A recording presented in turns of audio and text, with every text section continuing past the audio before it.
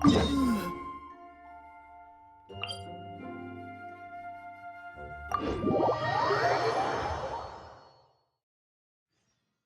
been to so many places lately. What do you say we take a day off from adventuring and just find somewhere nice to relax? Let Paimon think. Where are some nice places we could go? Oh, why don't we pay Cloud Retainer a visit at Mount Outsong? It's been a while since we last saw that illuminated bird. She's always the one popping up out of nowhere and scaring us half to death. So let's surprise her this time.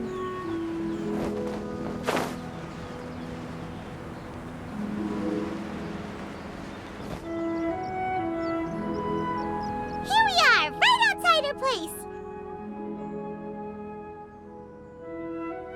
Do you still remember the first time we came here?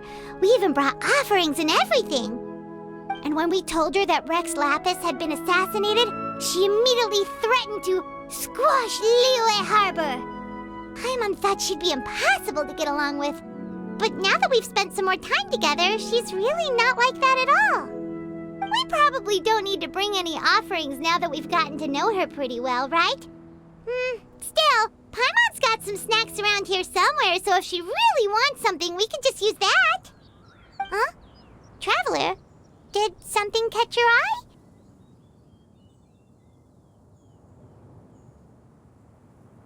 Whoa, what a pretty lady! Is she also here to visit Cloud Retainer?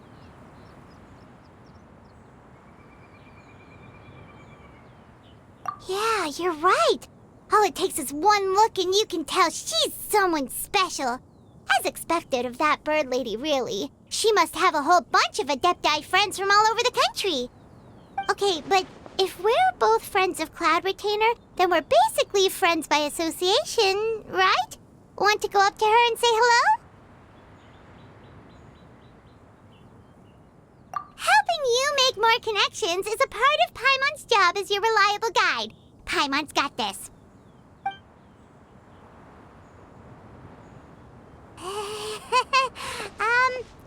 Hello.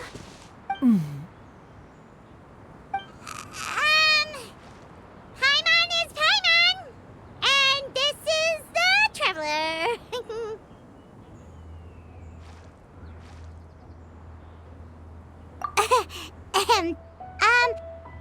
Paimon doesn't think we've met, but we're also friends of Cloud Retainer.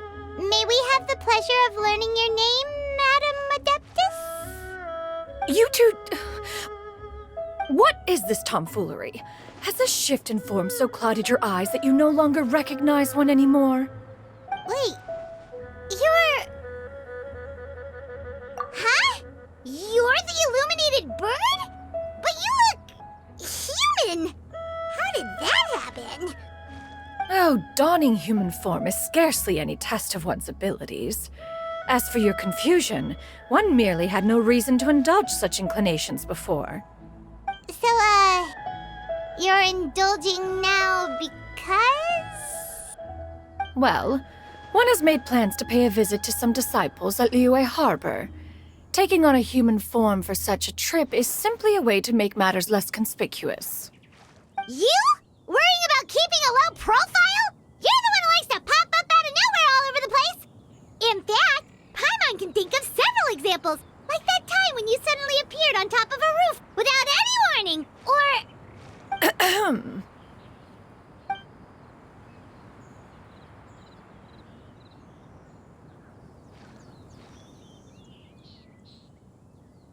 Hey, didn't we agree not to bring that up unless she asked? Oh? So you have taken care to follow the proper rules of etiquette after all. Most commendable.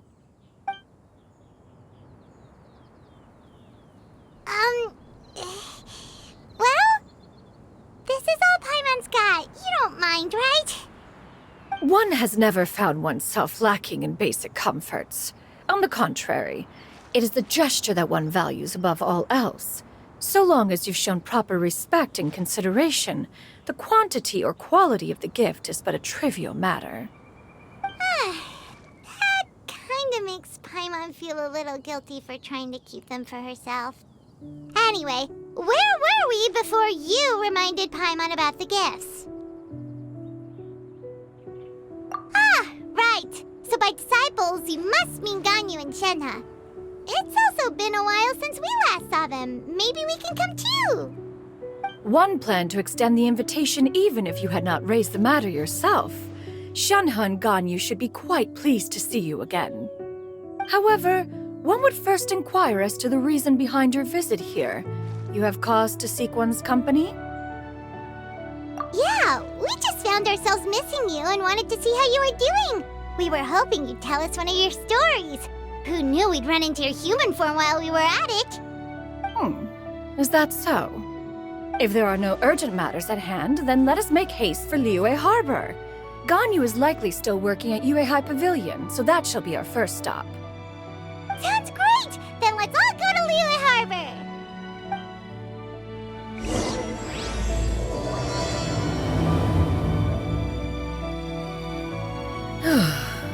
Ganyu has been quite busy with work as of late. One can count on one talon the number of times she returns to Mount Outsong each year.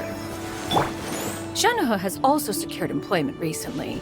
In her correspondence with me, she wrote that she shall have no need to return for the foreseeable future. Did they think one was so easily mollified? One shall investigate everything with one's own eyes and decide for oneself if their living conditions are satisfactory.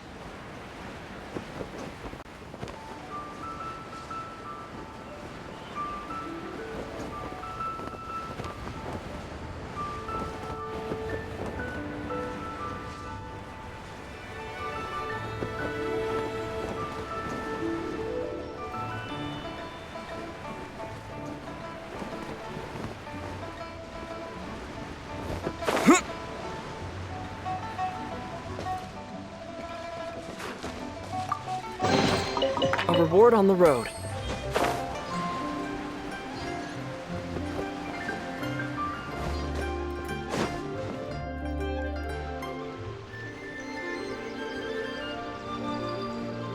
We're almost at Weihai Pavilion. Hey, do you think Ganyu will be shocked to see Cloud Retainer like this? Guess we have no idea if Shenhe and Ganyu have ever seen her in this form before. Wait, where did she go?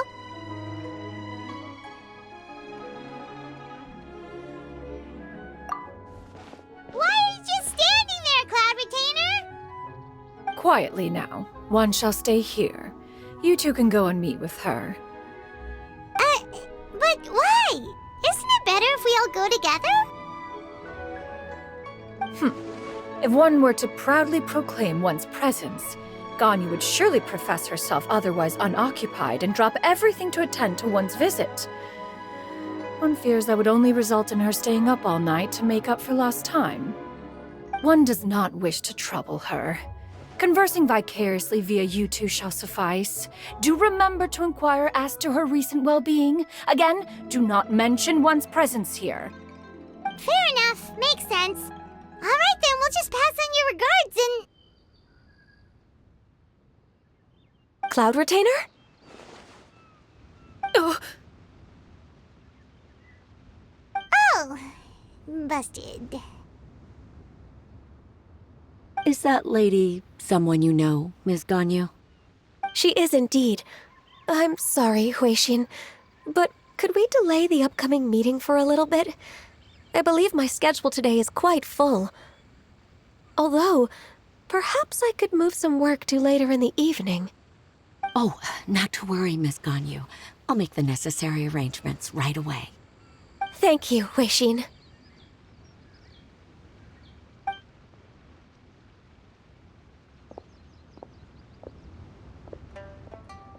It's been a while, Ganyu.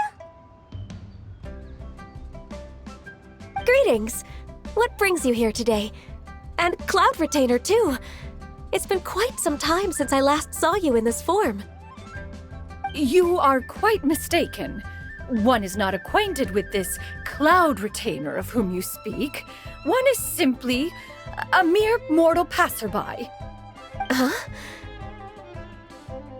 Seems she's not buying it.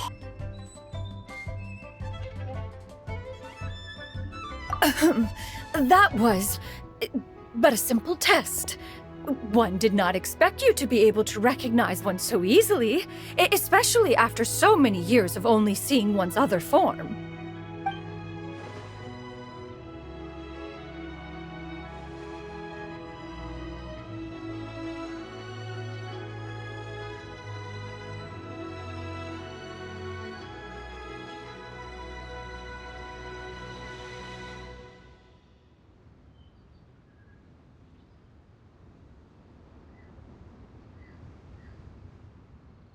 But recognizing you is, my responsibility as your disciple.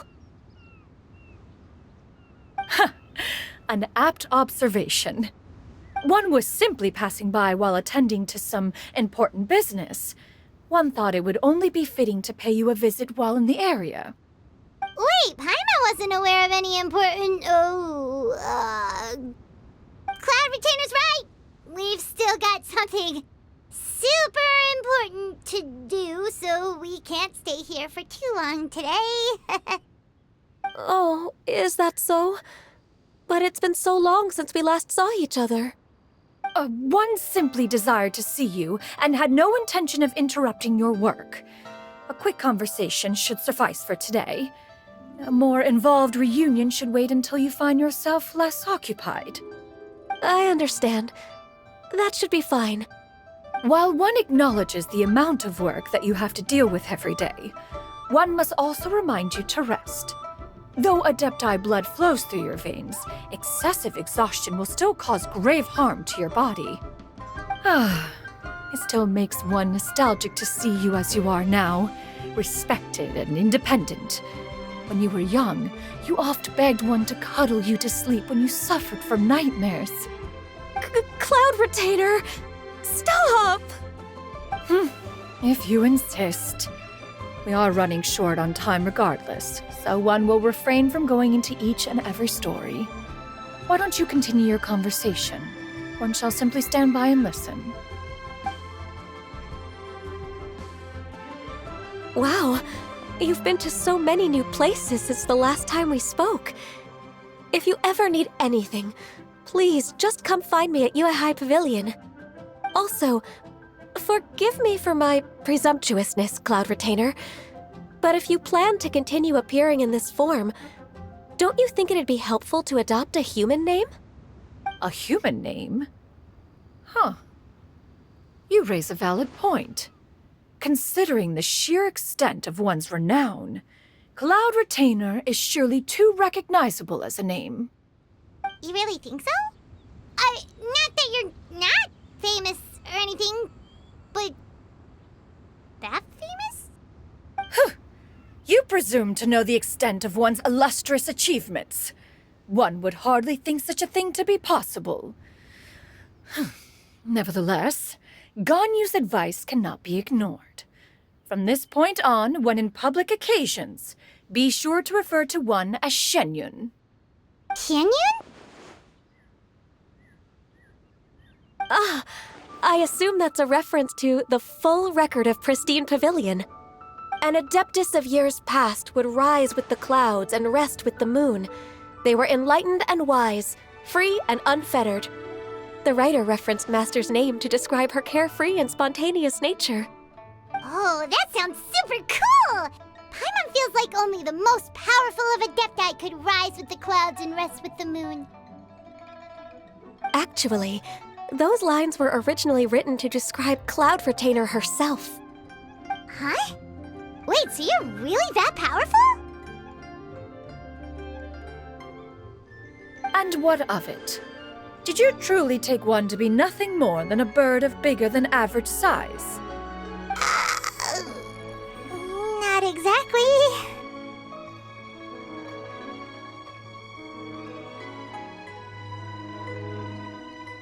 To be fair, Cloud Retainer rarely speaks of her past accomplishments. The tales of her past can only be found in ancient texts. It is said that once, a long, long time ago, there was a severe drought in Liyue. Left with no choice, many people left their homes, while others spent day and night praying to the Adepti. Although I did not live through such tragedy, simply reading about it is enough to gain a visceral understanding of all the pain and desperation during that time. On top of the drought, a noxious gas also began to spread through the land. If not for Cloud Retainer's efforts, much of Liyue would be nothing more than a barren wasteland today. The books had this to say about what happened. Upon arrival, the Adeptus borrowed the wind to retain the clouds. Immediately, the clouds gathered together, and abundant rain burst forth from the heavens. Drought and plague were both driven away, and the people were saved. Wow, that's incredible! Mortal records add embellishments to dramatize past events. One did merely what one ought, and even if one had not interceded, the other Adepti would surely have stepped in to help. Even so, you stopped an entire drought! Can you really control the weather like the book said? Oh, Paimon suddenly has a lot more respect for you. So it was Paimon's bad for calling you Illuminated Bird before. You're not too mad, are you? How laughable. A name is but a simple label we carry with us on our journey through the world. Why would one be offended by such a trivial matter? That's a relief. In that case, Paimon will continue to call you whatever feels right in the moment. Well, that is quite enough ancient history for now. Ganyu, have you had word from Shenhe? One has heard that she procured a job recently. Have you any thoughts on her workplace? And what, pray tell, of her monthly remuneration? Moreover, does she find herself overly inundated with work? Is she allowed time off during Lantern Rite? That is a lot of questions. There is no cause for concern, Cloud Retainer. I introduced Shenhe to her employer personally. Wanmin Restaurant's business has been booming recently. So with Chef Mao being swamped with customers, and Shangling still off and out in search of new recipes, I introduced Shenhe to staff the restaurant. I see. Most excellent indeed. One has had the pleasure of being introduced to that family. Shangling is kind and astute, while her father is loyal and reliable. One has no cause to believe that they will make Shenhe's work difficult.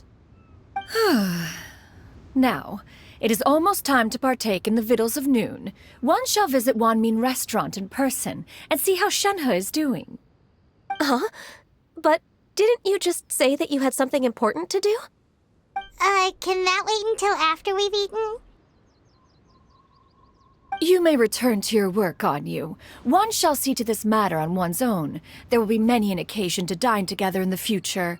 One is certain the opportunity shall present itself most readily. Of course, Cloud Retainer. Please take care. Traveler, Paimon, I'll see you some other time. See you around, Ganyu! Whew. Paimon was pretty quick on the uptake there, don't you think? As soon as you mentioned important business to attend to, Paimon realized that you were just looking to cut the conversation short and not take too much of Ganyu's time. Is Paimon right? No, in fact, it was not an excuse. One is indeed visiting Liyue Harbor for an important purpose. Wait, for real? The moment is not yet upon us. Still, the truth will be revealed to you in time. Huh. She really seems to be playing up the whole mysterious Adeptus thing right now. Is it because we just heard that cool story about her powers?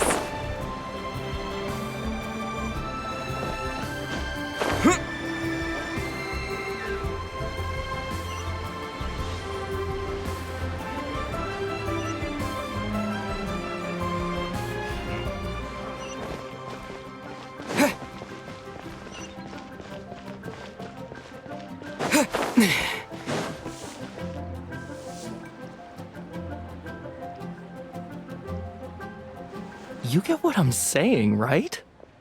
Yeah, how can I not? Not even fine food is enough to distract from the presence of a fine lady, eh? Oh, I'm far more interested in getting her details than ordering any dishes. Hey, how about you ask her? You do it. No. I think you should. Wait, she's coming. What can I get for you today? Greetings, miss. I was just wondering if you'd be willing to... What would you like to order?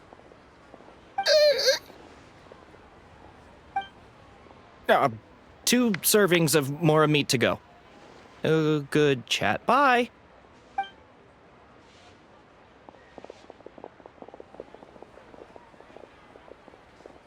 Shenhe! Welcome. It's been a while. May I take your order? Don't welcome us as guests and greet us as old friends in the same line. It's weird. Mm-hmm. Oh, and this is? This is Miss Xianyun. Master? Huh? One does not recall ever revealing this form to you before. How were you able to ascertain one's true identity with such ease? I've trained and lived with Master for more than 10 years. I would recognize you no matter what form you take. You... Is something the matter, Master? Hardly. One simply learned of your employment from your letter and came to check on your well-being. And check out the great food, too. Indeed. It's almost lunchtime. My apologies. I'm still on the clock and can't talk for very long. Well, if it isn't the Traveler and Paimon. Are you here for Shenhe? The lunch rush isn't in yet, Shenhe, so I've got things covered for now. Go ahead, sit down, and enjoy some time with your friends. I'll let you know if things pick up. Thank you, Chef Mao. Woohoo!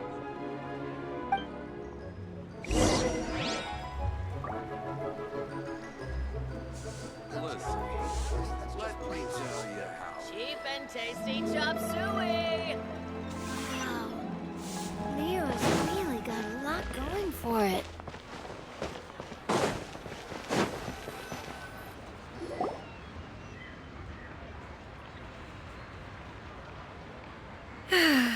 It is just as one expected. The owner of Wanmin Restaurant is indeed a most reasonable and accommodating human. Still, the work here entails dealing with quite a varied group of people. Has this been difficult for you, Shenhe? It's been manageable so far. I sometimes run into strange people, but I have figured out a way to deal with them. Seems like you've been making progress. So by dealing with them, you mean... First, I try to talk sense into them. If that doesn't work, I threaten them with violence. At this point, they usually decide they are in favor of a civil conversation. Oh, how should Paimon put this?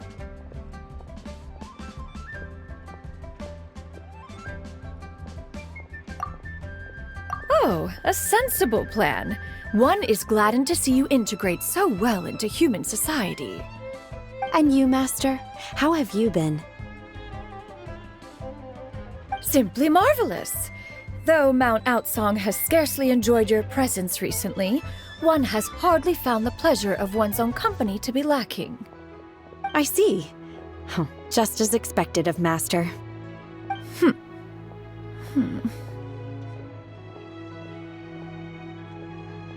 I have missed Master quite a bit too. Even though work has been busy lately, I've already had a conversation with Chef Mao about taking some time off soon to visit Master. Oh, you did? Do make note of such matters in your letters in the future. There's hardly a need to keep one in suspense. Whoa, her mood shot up just like that. By the way, Master, since you are in Liyue Harbor, have you had the chance to visit Ganyu? Indeed. She is similarly preoccupied with her work. There was time only to exchange a few simple pleasantries. Ganyu told us the story of Cloud Retainer's name.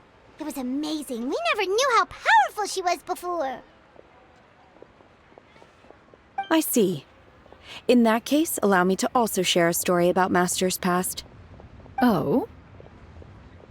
Is that a problem, Master? I believe this to be a good topic of conversation. No, not a problem. One was simply caught off guard. But no matter, please, proceed. One is most curious to see how much of one's own conversational prowess you possess. Master once participated in a race against Mooncarver.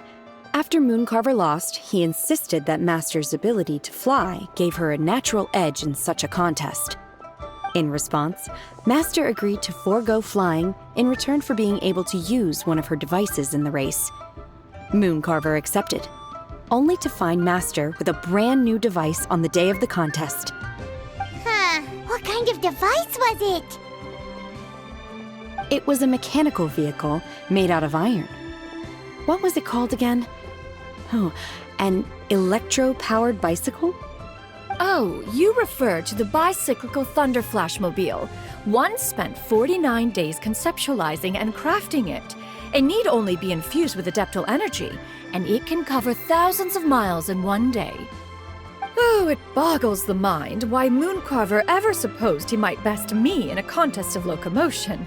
Though he sprinted with all his might, he could barely keep up. Alas, the one flaw of my mechanism lay in its weakness against mountainous terrain. One was thwarted mere seconds from victory, when it was thrown off course and failed to make it across the final stretch. Truly a most unfortunate turn of events. Anyway, do go on, Shenhe. Master, that was the end of that story. Is that so? With you gone, one has seldom felt the desire to call upon those old fossils for another contest. What is a race without spectators, after all? Have you been lonely, Master? Lonely? At one's age, entire human generations come and go in the blink of an eye. Even one's own self-directed musings can span several days and nights. 'Tis a most foreign sentiment. The mere mention of it is preposterous.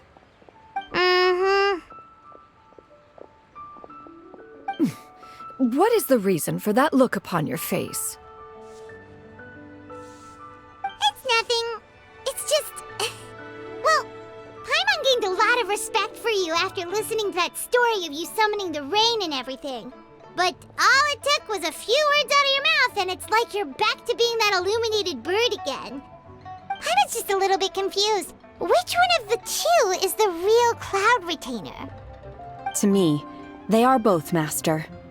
One is the Master that's widely revered by the people, while the other is the Master that I respect and adore. One finds oneself exalted yet again with sweet words of praise and flattery of a most extravagant nature. You chose to exalt one with your words, yet you refuse to grace Mount Outsong with your presence for any extended period of time. One would almost question the sincerity of your estimations. This is not to say that your words paint an inaccurate picture. One has always lived by a single ideal. Eschew all action and abide by no rule. One does as one pleases and speaks as one pleases. Others may critique or praise as they see fit, yet one places little weight in such judgments. She got what, 2 sentences of flattery from her disciple, and it's as if her ego is about to burst. Do you have any empty tables?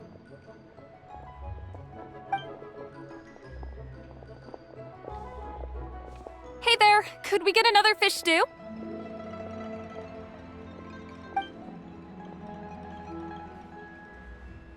I'm hearing more guests come in. I should get back to work. All right, good luck with the lunchtime rush, Shenhe. I'll try my best.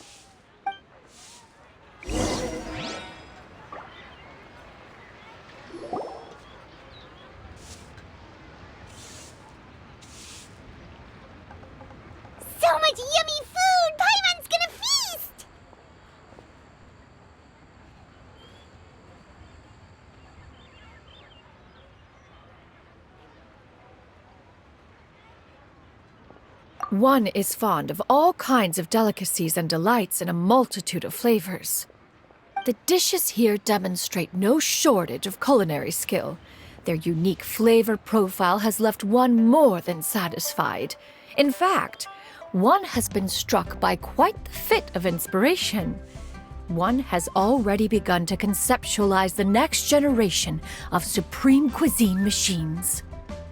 Everything's so tasty. A bit too hot at times, but still super tasty. Oh, I'm sorry, miss, but our tables are full. Shall we try somewhere else, Granny? But it smells so delightful. Can we really not eat here? My poor legs can't go on for much longer. Well, you could always check with some of the other guests and see if anyone's happy to share a table. Okay, I'll ask around.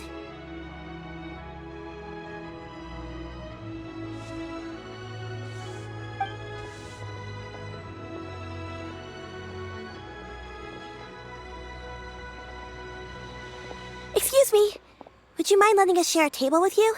There are no empty tables left, so... Ah, well, Paimon doesn't mind. What about you guys?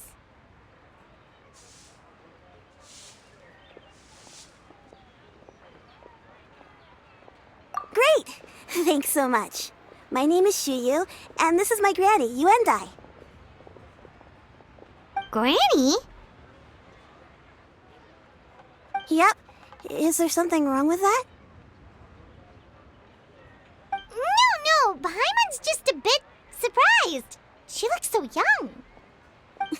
Yeah, a lot of people compliment Granny on her youthful looks, but she's actually much older than she appears.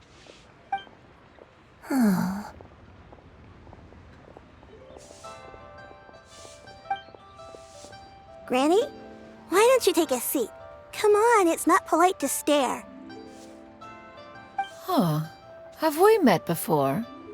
No. 'Tis a fated meeting, then. Please, take a seat. What would you like to eat, Granny? I can order for you. I want braised earthworms. They always pop up out of the ground after a rainstorm. No, not this again. Granny, there's no braised earthworms on the menu. Braised earthworms? Well, that sounds weird. Do people actually eat that?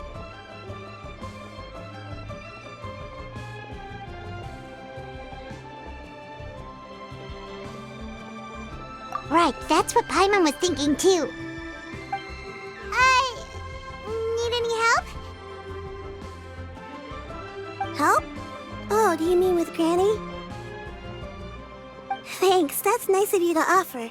Granny has pretty bad dementia, so her memory's getting worse all the time. She's always saying things that sound kinda confusing. Actually, her memory's been bad ever since I was little. But it's gotten so bad lately that I even have to remind her who I am every morning. They died young.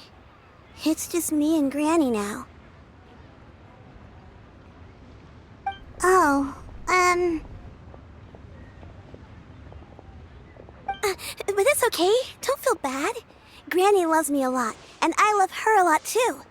Sure, it's hard at times, but you just gotta make the best of the life you've got. Wow, you're really tough for your age, kid.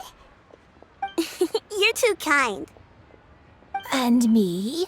Oh, what about me? You're tough too, Granny. Plus, you're really gentle, and you're always there for me. Yes, and it's hardly as if I forget everything. I still remember the important things. Wait, what was that really important thing again? Ah, I remember now. It was a dream. I had a dream where everything was dark. Someone was standing in front of me. She told me to come and find her, and that once I'd found her, I would be free. Huh? That sounds super important. But how come you've never told me about it before? It was just a dream, so I forgot about it. But I'm in a good mood now, and somehow I remembered it again. You know, I believe I've had this dream a great many times. But just how many times have I had it? Now that I do not remember. Wait, so you have a reoccurring dream where someone's talking to you? That sounds spooky. Oh, does that mean you're possessed?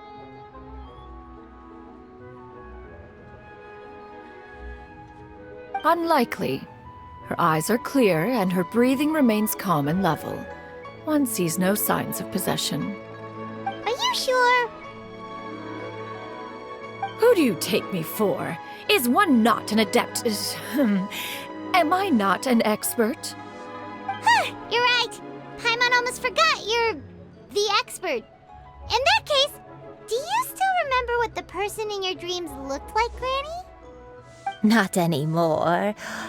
Although, I have a sense that she looked rather like me. But not as I am now. My younger self. A younger version of Granny? This is just getting weirder and weirder. What is going on here? As one said, fate must have brought us together. You may leave this situation to me. Are you sure? So, what are your names? Paimon's Paimon.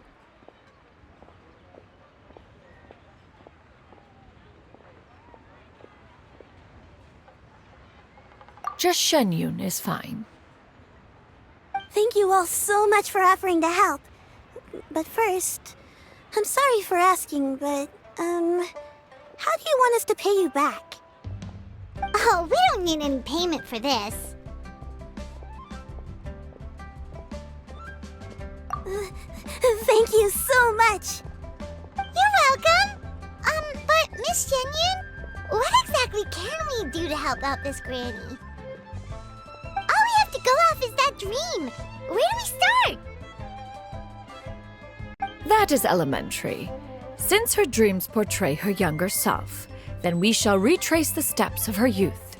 Once we have revisited those places, her memories will likely return. Sounds like a plan. So, Granny, do you remember which places you went to when you were young? Why, of course I do. The heavens above, the earth below, the wispy clouds, and the emerald mountain streams. Okay, taking that as a no. I might have an idea. Once, when I was really little, my dad told me that Granny used to be a martial artist heroine who saved loads of people from a disaster.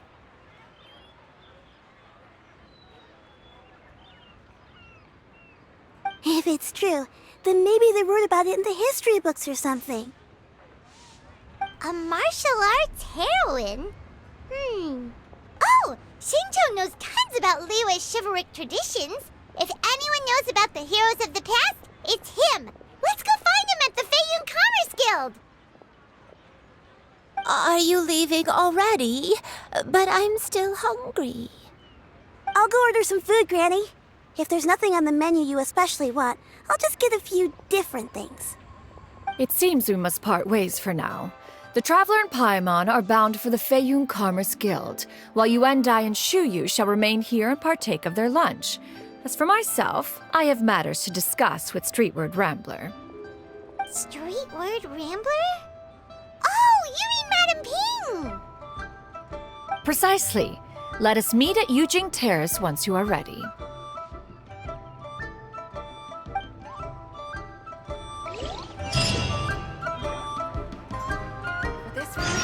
Food is unbelievable.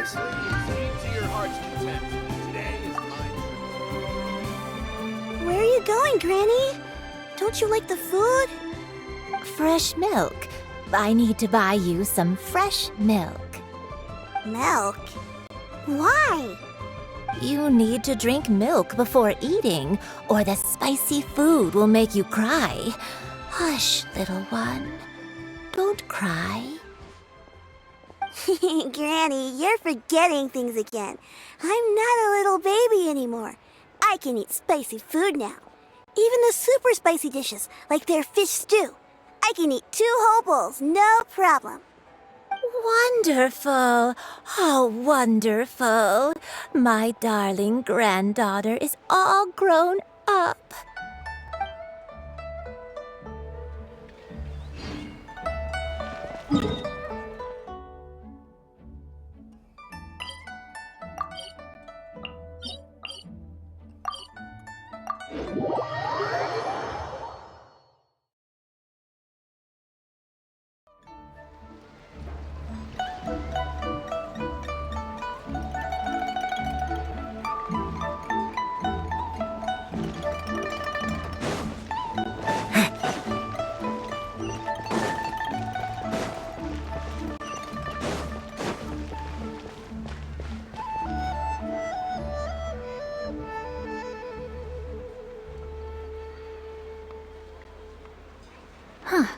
It's you two.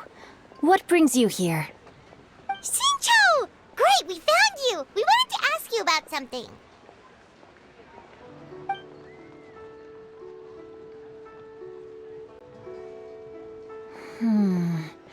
That's not a whole lot of information to go off of. I don't know if I can say for sure.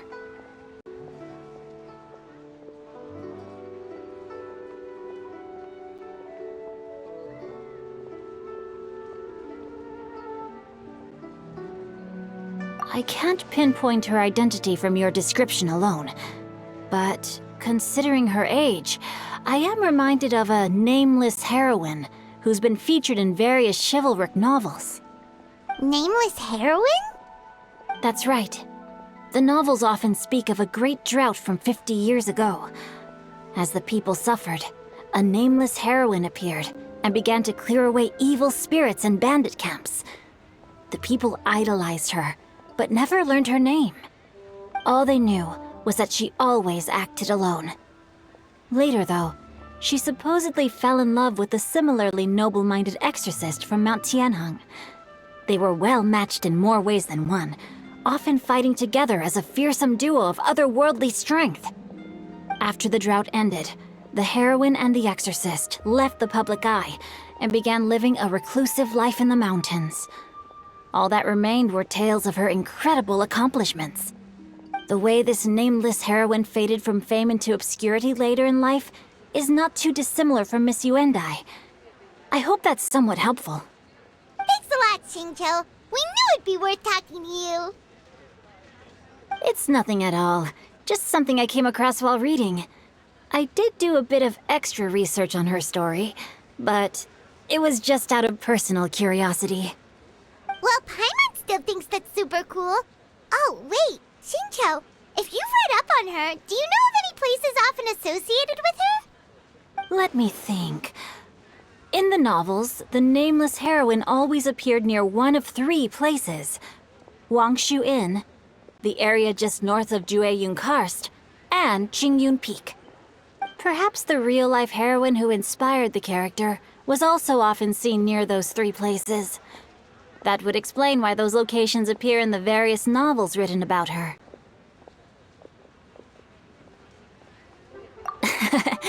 You're welcome. To be honest, I found some parts of the story confusing when I first came across it. If Miss Yuendai was indeed the original inspiration for the character, she may just be able to help me put the pieces together. It's rare for a chivalric hero to fade into obscurity during their lifetime, even after retiring from the public eye. But no one ever saw or heard from the nameless heroine again. There were even rumors that she became extremely ill. I've never understood why someone would go to such lengths to erase themselves from public memory. It's almost as if she was trying to hide from something. There's probably far more to the story than what's been written. We'll be sure to tell you if we manage to uncover the truth. That's a deal. Perhaps Behind the truth of it all, there lies a story more fantastical than any work of fiction. Paimon feels like we just learned so much from Xingqiu. A drought, a nameless heroine, a life of seclusion. Wait, why does the story sound super familiar? Oh, right! There's a drought in this story too! Xingqiu, are droughts super common in Liyue or something? Well, they used to be. But people have long since developed methods to prevent them, like by cultivating the soil or digging canals. So while droughts do happen from time to time, they are rarely regarded as true disasters. The drought 50 years ago is probably one of the worst we've had in the last several centuries. The crops withered, the streams ran dry, and the monsters in the mountains became rabid and agitated. Countless caravans were attacked, and people who lost their homes came together to form bandit groups. What started as a natural disaster soon became a human tragedy as well. That sounds awful! Yeah, and that's exactly why the nameless heroine was so beloved. She must have been someone of true integrity, to do so much for the people while asking nothing in return. Still, as terrible as that drought was, it was nothing compared to the truly calamitous disasters that befell this land in ancient times. They say that back in those days, disasters were both more severe and more common. Only the strongest of Adepti could hope to dispel the ruin and devastation. Do you have any other questions? We're good for now. We're just going to head back and meet up with Miss Xianyun and the others again. Paimon hopes that Granny Yuendai will be able to remember more of her past. She used to be a great hero who saved many people. So sad that she can't recall any of it. Anyway, we'll be off now. See you some other time, Xingqiu. Thank you so much for your help. It's no problem at all. Safe travels.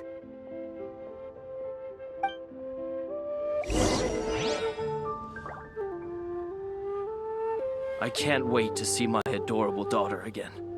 Jewelry's out of stock, but we have some new items in.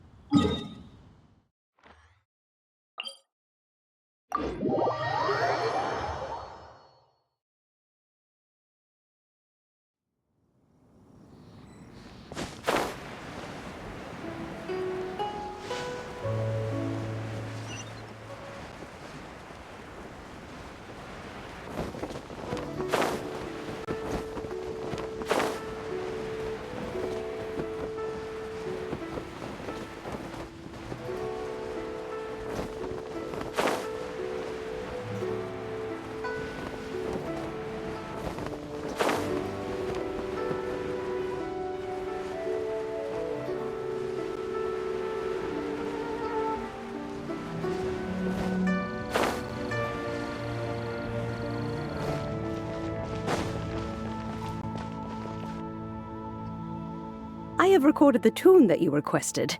I hope it will be of help to you. Oh, thank you. Straight word, Ping. What has amused you so? Oh, it's no serious matter. I was just reminiscing about the last time I saw you in this form. Time has wrought such change in this world, and yet you appear just the same as ever.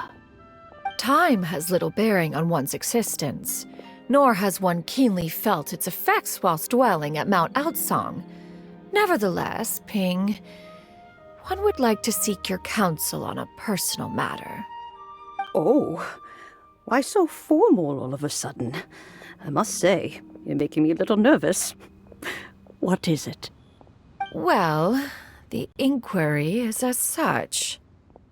Approximately how much more would one need to afford a comfortable life in the harbor, not unlike the one that you yourself lead? It does not require as much as you may think. Still, do you mean that... Cloud Retainer, Madam Ping! What are you two talking about? Nothing save for some trivial matters. Have you unearthed any useful details? Shinjo has a theory, but let's save it for when Chuyu and Miss Yundai have joined up with us again.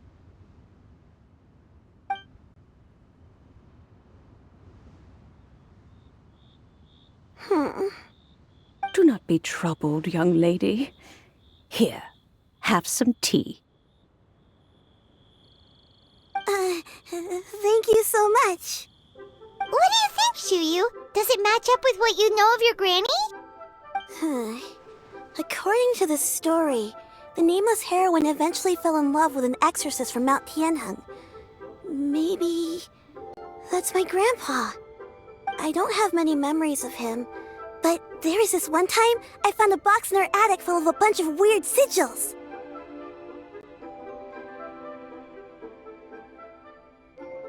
I think so too. Granny might remember something once she's returned to a familiar place. What marvelous tea! I can taste the dew's sweetness in this cup. It's as if I was taking a stroll in the mountains, thoroughly one with nature and at peace. Is that so? Then please drink as much as you like. There's no need to hurry. At our age, it's always nice to slow down and take the time to appreciate pleasant conversation among friends. Thank you. Okay, since we have the time, can I ask you something? Sure thing. What would you like to know? I have a secret I want to tell you. Let's go talk over there. Please be mindful of your personal safety.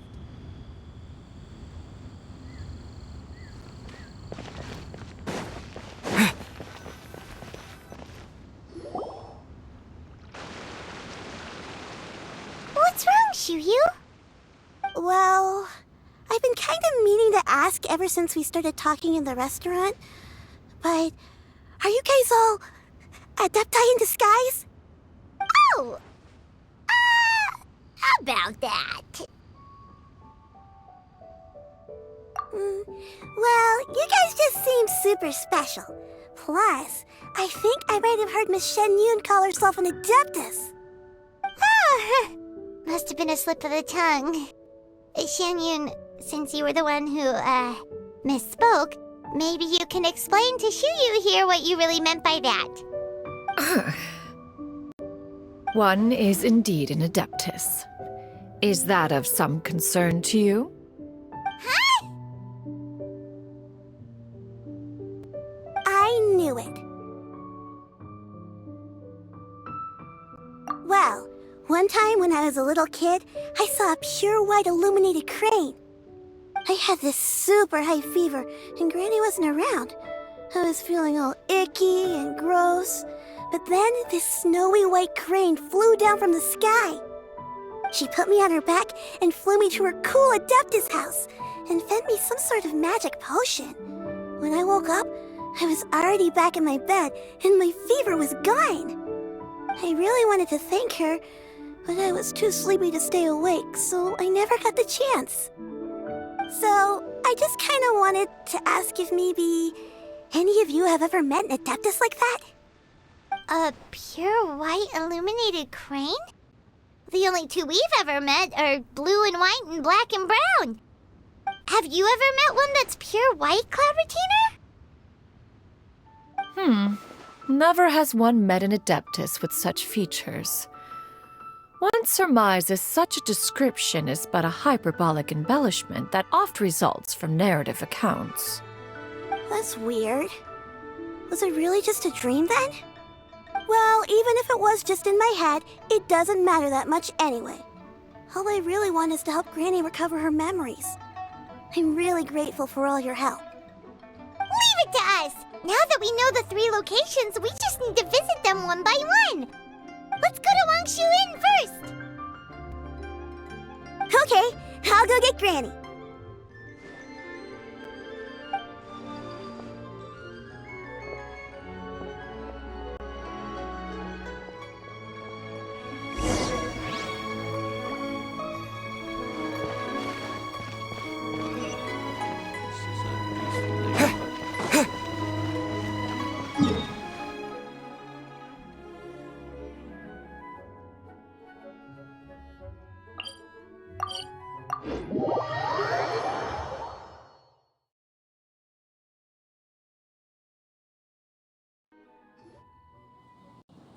Wangshu Inn. Wangshu Inn. Do you remember this place, Granny? Yes. The fish here is very delicious, and if you look out into the distance, you can always spot a bird that's been left behind by its flock. I believe I used to have a room here. It had a window. Yes, I spent a lot of time looking out that window. Which room was it again? Let me look. I'll come with.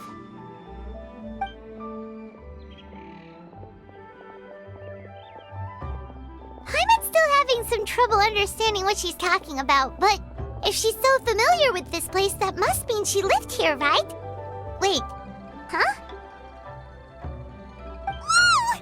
Shao! What are you doing here all of a sudden? You scared the living daylights out of Paimon! I sensed a non-human presence and decided to come take a look. If you're here, then there's likely no trouble afoot. I suppose there's no cause for concern. It's been a while, Cloud Retainer. I see you have returned to your previous form. I have indeed. I fought alongside her in this form on many occasions during the Archon War. Oh, wow! What was she like during the war? Oh, wait, let Paimon take a guess. Was it anything like this? Behold, the glory of one's newest invention, the Bang Bang Continuous Fire Mechanism. Hands up and surrender, or be prepared to face the full might of the Adepti. An impressive imitation. Paimon knows her all too well. Even so, Cloud Retainer was not always as ostentatious as you describe. You may be unaware, but her talent with Adepti sigils is just as formidable as her skill in mechanics. The Archon War reached its peak after Guizhong's death. The Cloud Retainer who fought beside me in those devastating battles was taciturn and solemn, only speaking when she had to activate her sigils. A Cloud Retainer who barely talks? Paimon can't picture it. But what happened after that? If you were so powerful in your human form, why did you decide to take up your bird form again? Once one had bid farewell to the world of mortals, what use would one still have for such a shape? When dwelling between mountain and forest, away from the struggles and troubles of the mortal world, a mortal form is hardly the most fitting of choices. After the war, Cloud Retainer retired to Mount Outsong, only revealing herself to the occasional visitor, and always in her avian form. Although I do believe there was an occasion some 30-odd years ago when she decided to don her human form. I believe it was for the purpose of... One believes there is little need to relive bygone matters. Granny, are you okay? Back then, at this place, Perhaps this conversation should end here. I shall take my leave now. Should you encounter any trouble, you need only call my name. However, given that you are traveling with Cloud Retainer, I trust you are in good hands. Everyone! I think Granny is finally beginning to remember her past. Slowly now, calm your mind and recount what has been recalled. a long time ago, I stayed here to recuperate from my illness. Huh. So what Shinjo said was true! You did fall ill! Was that why you went into hiding? I don't remember. I'm very sorry, but I can't even remember the name of my illness. The only thing I can remember is that it took a great toll on me, and there was no cure for it. I was confined to my room in Wangshu Inn, where I spent many days unconscious. I'd come to every once in a while and stare at the migrating birds outside the window. It was a solemn sight. I remember crying, but I'm not even sure I knew why. One day, I met a traveling merchant. Upon hearing of my illness, he sold me a bottle of soul-revitalizing tea pills. He told me that the pills were concocted using Adepti blood and could be used to alleviate my symptoms. Sure enough, I made a full recovery. My illness remained dormant for several decades after that.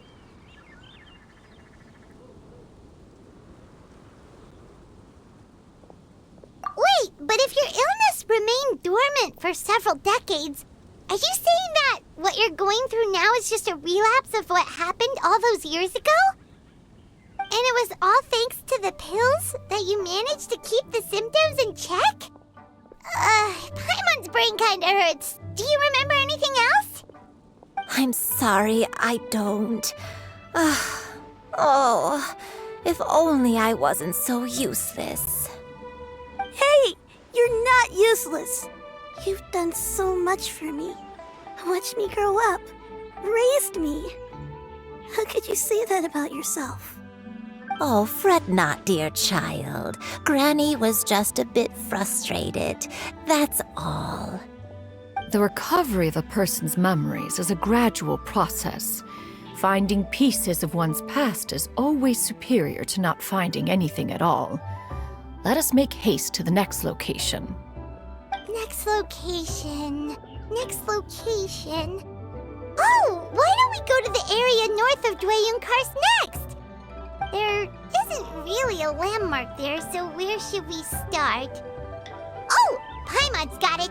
Let's check out the houses in the area first. After all, if she was there for any length of time, then she would have stayed somewhere, right? Oh, Paimon's really got her thinking cap on today. At this rate, we'll recover all of Granny Wendai's memories in no time.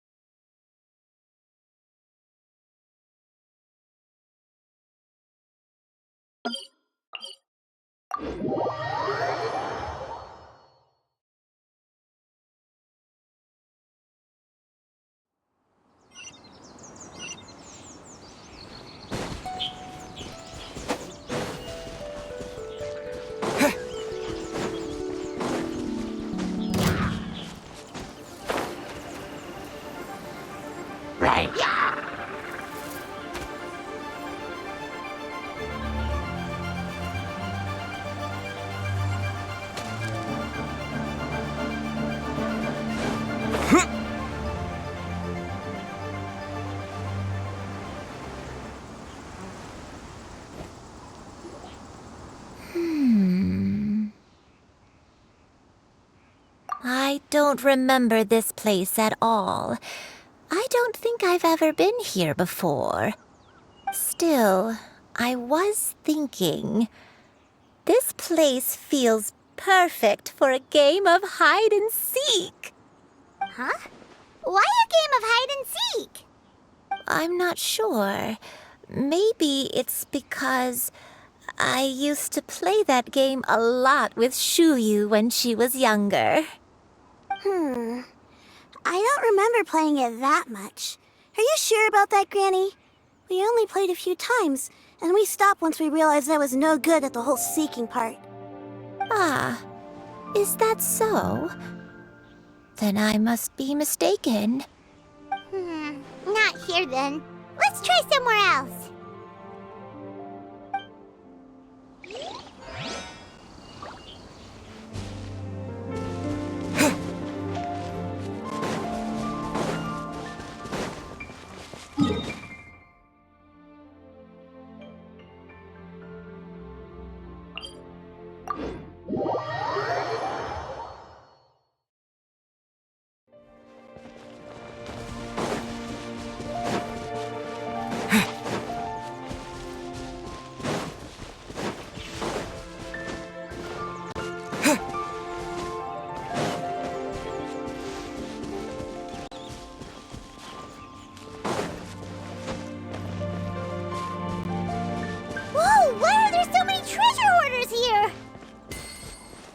time to round up some bad guys! You're okay.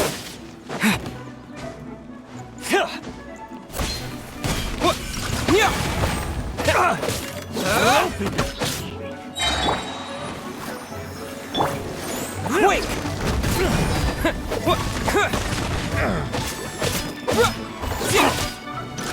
You're open! Terra Smash!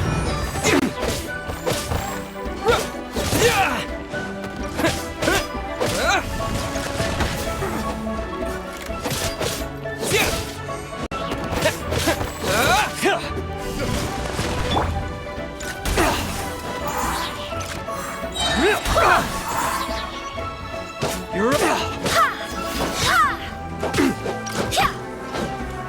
Go as one!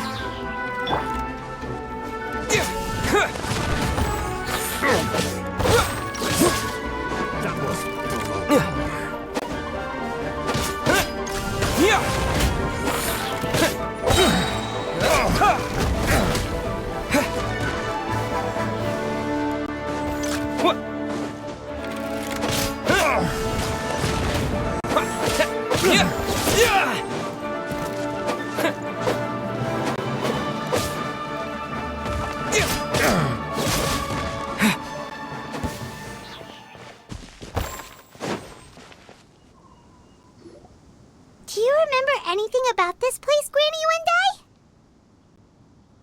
Let me think. I feel like I've been here before. But I don't think I stayed here too long. I might have just rested here briefly before continuing on my way. Got it. That's okay. There are still plenty of other places we can check. Wait a second. If I remember correctly, I believe I brought... Ah, yes. I brought some sweet snacks with me. Go on, take some. You need to eat a lot if you want to grow big and strong. Oh, thank you. Then Paimon will help herself.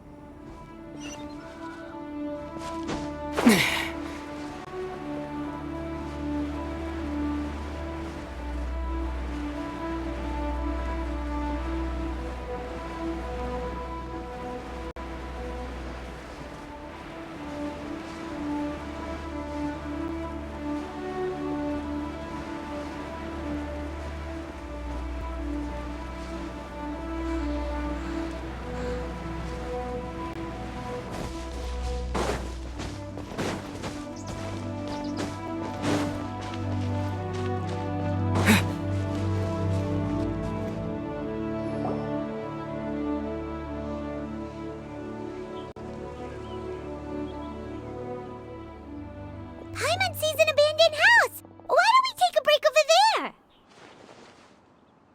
This place... it's...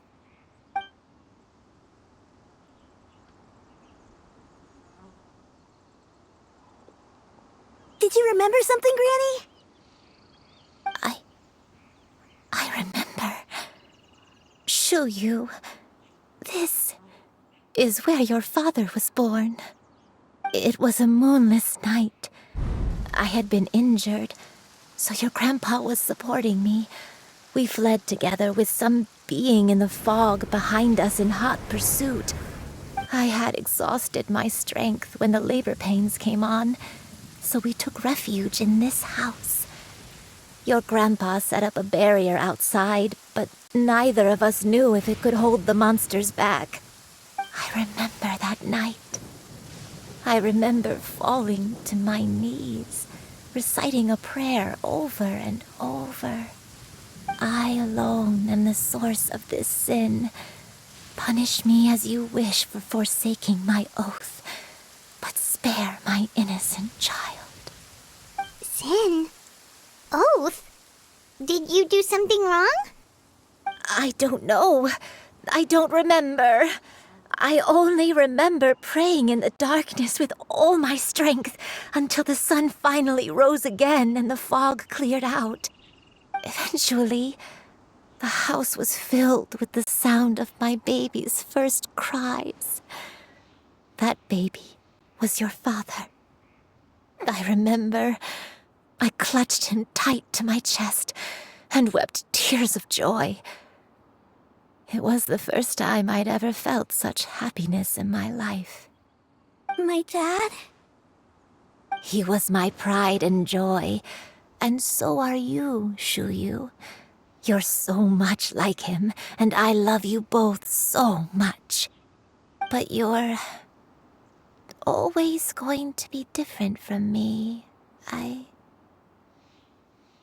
Why? Just what did I do? I don't care what you might have done, Granny. You'll always be the person I love more than anything. You're too sweet, Xianyun. I'm lucky to have you with me. If not for you, I would not have had the courage to come here, to try to remember what I had forgotten. All right, let's not stand around any longer. There's one place left, yes? Let's go take a look. If one recalls correctly, the next place should be Xianyun Peak. Yuandai, how fares your health? I may be a bit slow, but I'll do my best to keep up. I'm sorry to keep everyone waiting. Climb on, I shall carry you to the top. Oh, such lightness of weight. All those who grow old grow frail in the end, do they not? First, you lose your memory, then your health. Eventually, you end up losing everything. My only wish is to depart this world with a lucid mind, to free myself of this torment and the burden it places upon others. Fret not, you have my aid in this endeavor.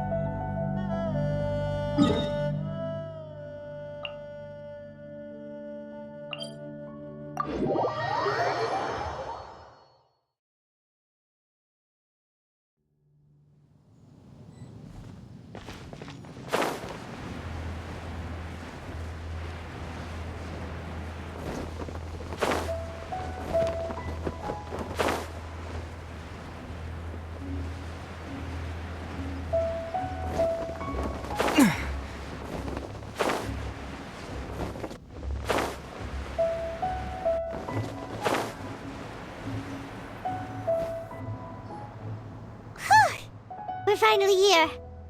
Does this place feel familiar to you, Granny One Day? Let me see.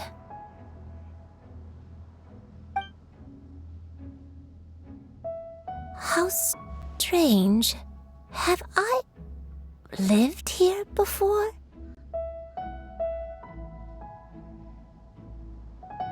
When we were at Wangshu Inn and the abandoned house earlier, though I couldn't remember everything, I still felt a sense of familiarity.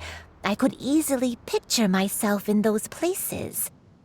But here, I don't have that feeling. Perhaps I did come here in the past, but it just didn't leave a strong impression on me. But did the stories get it wrong then? Yeah, that's true. But they're also the only thing we have to go off of. Paimon was hoping this place would jog Granny Yuendai's memory just like the others. I'm sorry to disappoint you too. It's all right. We're not going to give up yet. We'll figure something else out. Just you wait. Thank you. If only I could remember. Huh? That way. What's that mountain? Oh, let Paimon look! Huh? Isn't that Mount Outsang? Looks like we've come full circle. Mount Outsong. Mount Outsong. Granny, are you okay? Don't push yourself, Granny. It's okay if you can't remember. You shouldn't do something that makes you sad. Mount Outsong, What am I really? Mount Outsong holds some familiarity to you? It does, but I can't go back. Are you feeling unwell? My head, it feels all heavy and dizzy. What is wrong with me? Cloud... Miss Xianyun, is there anything you can do? Let us go to Mount Outsong. But... Fret not, all will be well. You and I, you have already given more than enough to the pursuit of this endeavor.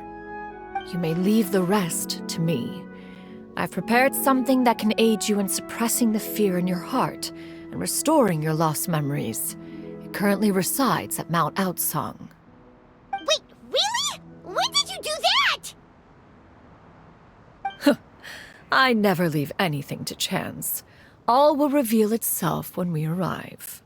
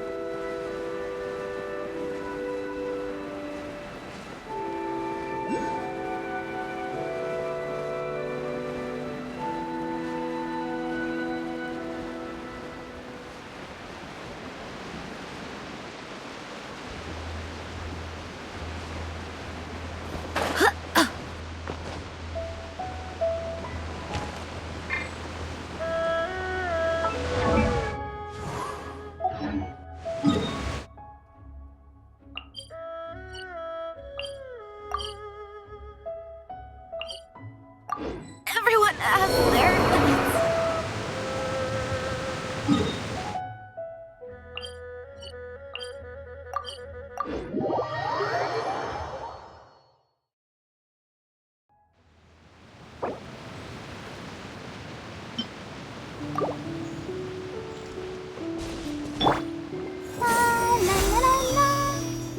Let's dance.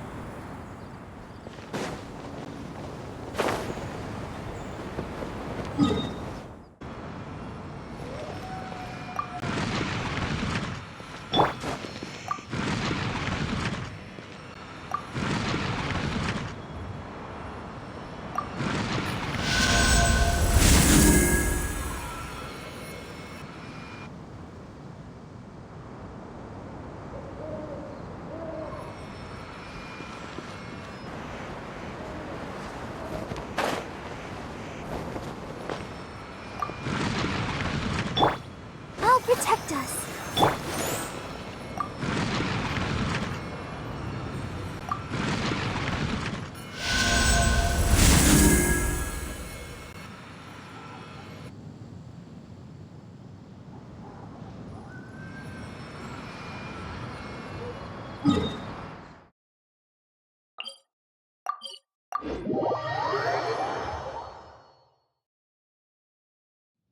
It's time to move on.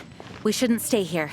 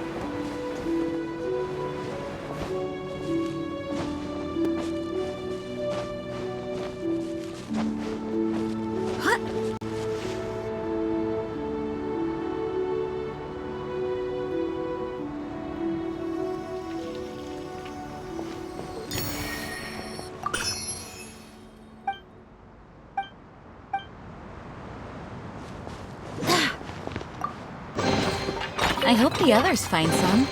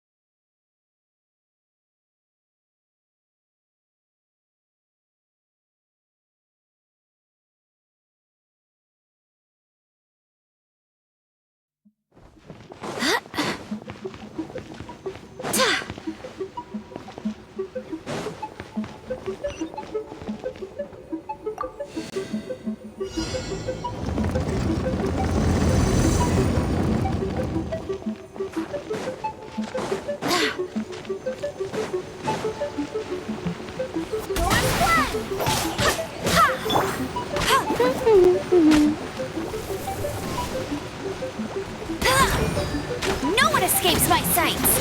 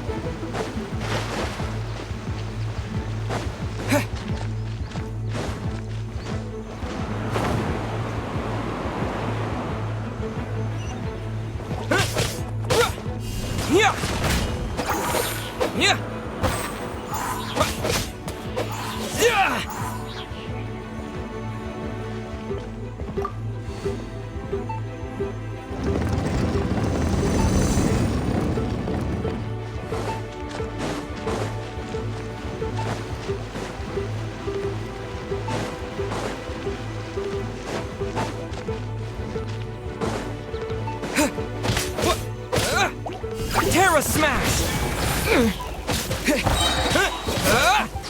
To dust!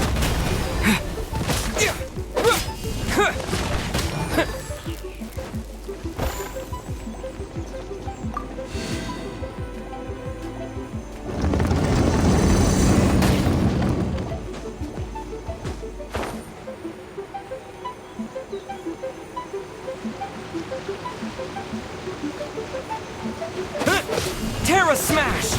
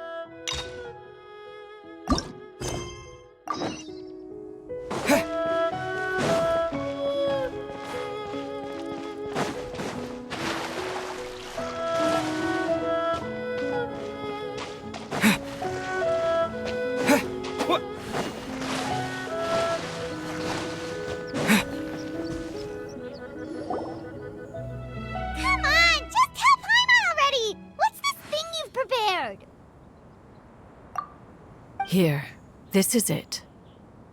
Huh? But isn't this the mechanism that you were tinkering with when we first got here? Oh, is it another invention of yours? Precisely. A recent one at that. I am most pleased with the result. I call it the Suspensus Somnium mechanism. It periodically releases a soft breeze, which when paired with a gentle adeptal tune, can help the listener subconsciously relax and even enter a semi-hypnotic state. Soothing agitation and anxiety, relieving exhaustion and insomnia, its potential uses are numerous indeed. And of course, it can also aid in the recovery of lost memories. Whoa, what a cool gadget! But if you had it all along, why did you keep it to yourself until just now? We could have come to Mount Outsong right off the bat and saved time on a lot of floating. How preposterous. Had Yuendai not recalled much of her past through her own efforts, the device would have nothing to draw upon. We Adepti can only help those who first resolve to help themselves. Had she lacked such determination and strength of character, one would have little to offer in way of assistance. Paimon thinks she gets it now. Hey, what's that other thing? As previously mentioned, a gentle adeptal tune is required to take full advantage of the mechanism. One secured such a tune from Streetward Rambler. Only with her melodies can the mechanism reach its peak power. Whoa, Paimon can feel what you mean. Paimon's body feels light as a feather. It's as if she's lying down on a warm patch of grass after a super satisfying meal. And you, Yuendai, Is the mechanism helping you to relax? It appears she has already succumbed to the depths of reverie. Come, join one on this side. We shall give her some time to herself.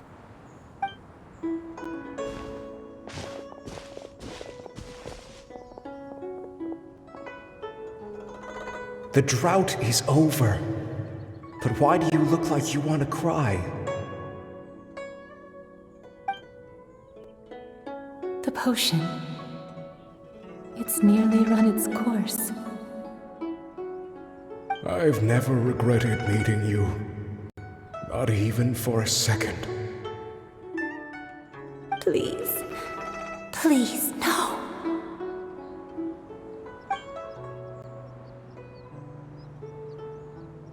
Have you forgotten? This is the world you left behind. One of gentle breeze and morning dew, perfectly straddled betwixt the realms of heaven and earth. This is your home. This is where you belong. You should have never left. The you of the past, the me from not that long ago, we should have never.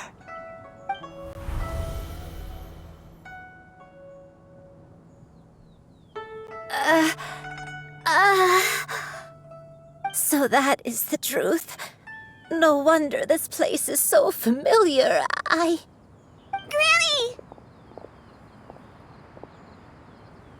Granny, are you okay? Cloud Retainer. Your memories have returned? Wait, did you just call her by her full name? Does that mean you already knew each other? Yes. I now remember everything. Everything. Granny, please don't cry. I'm here. I'm here. Oh, don't worry, my dear child. Granny is fine. I'm so sorry, everyone. You've gone to so much trouble on my behalf. It's all come back to me now. The most important thing that I had forgotten was the truth of what I once was. One can sense the guilt that now plagues your conscience. Reclaiming a truth long buried is sure to come with a myriad of complex emotions. Perhaps one should recount the story on your behalf while you compose yourself. No, it's okay. Now that I've remembered, I must face my memories head on. Shuyu, everyone, I cannot thank you enough for all your help. I'm ready to tell you my story, if you're willing to listen. Please, Granny, don't force yourself. What happened in the past doesn't matter. I love you more than anything. Nothing you say can change that. I know, dear child. My feelings for you are exactly the same. It is for this reason that you deserve to know the truth. Some time ago, I made a terrible mistake. One for which I could never atone. Is this the sin that you mentioned in Xianyun Karst? What happened? I am, in truth, not a human being. My real form, one that I held for centuries, was that of a wild crane. I spent many, many years living on Mount Outsong, bathing in the soft breeze and drinking the sweet dew of the mountains. At some point, I somehow gained wisdom and sentience. The Lord of the Mountain, Cloud Retainer, became aware of my existence and began to share many stories with me. She even passed on the secret of cultivation to me. Though she never took me on as a formal disciple, I always saw her as my master. Whenever she took out her tools to work on mechanisms or new inventions, I would also stand next to her and watch. I even contemplated completing my training and becoming an adeptus in my own right. I followed her teachings, and time gradually passed us by. Until that fateful day 50 years ago. 50 years ago?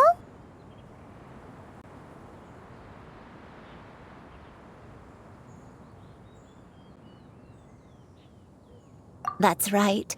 Master regaled me with many stories of her past deeds. From them, I learned how she had saved people from a similar crisis in the past. She was the one I looked up to the most. More than anything, I dreamt of becoming an adeptus like her.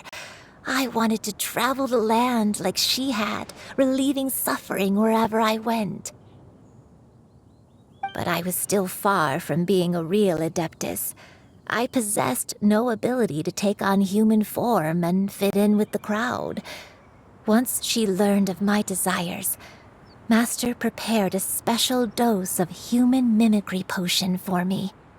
She warned me that the potion's effects would only last 10 years, and if I were to fail to return to my original form at the end of that time, I would forever forget my past as a crane and become something neither human, beast, nor adeptus. Oh no. So that was the source of your dementia all along.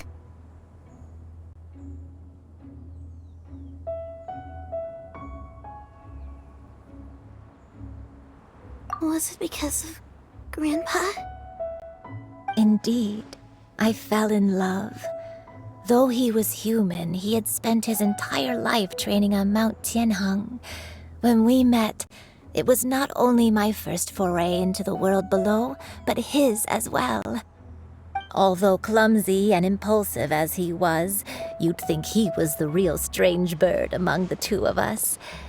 But still, just like me, he cared deeply about the world and wanted, more than anything, to cleanse it of all pain and suffering. I could not help but fall for him. But my time continued to tick away. Those 10 years passed by in a flash.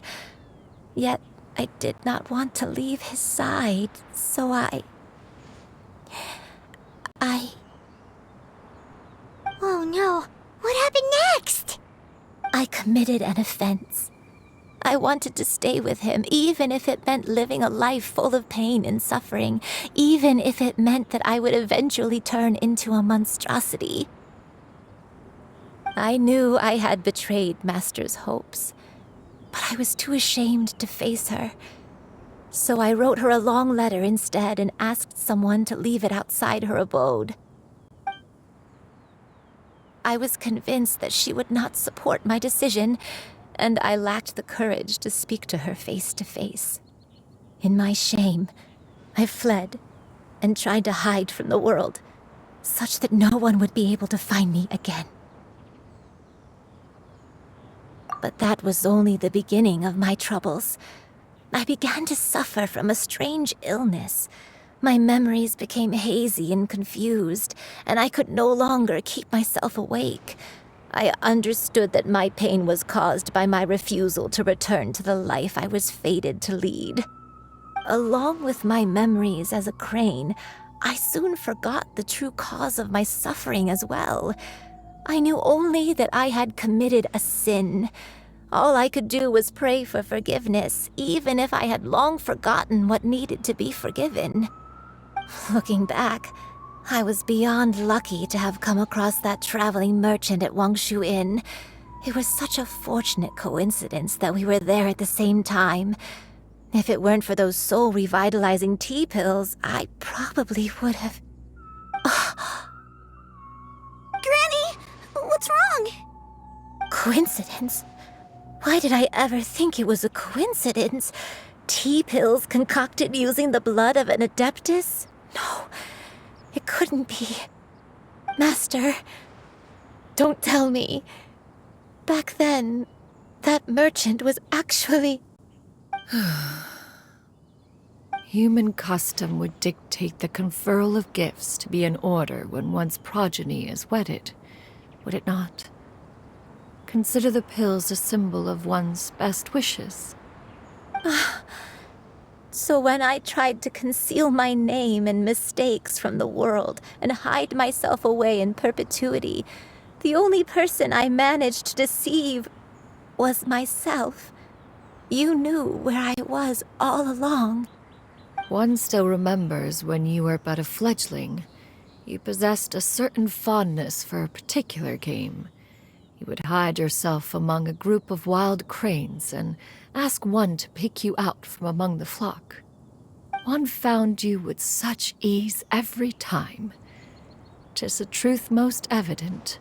One always recognizes one's own, no matter what form they may take. Wait! Paimon's confused! So, Cloud Retainer, you found Yuendai again? But how? When? And what happened after that? Perhaps it is now time for one to recount the rest of the tale.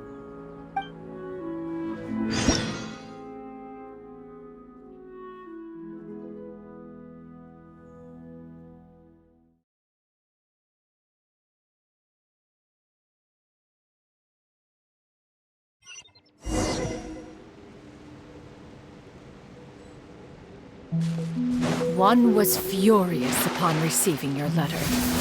Seized with anger, one set out to bring you to your senses.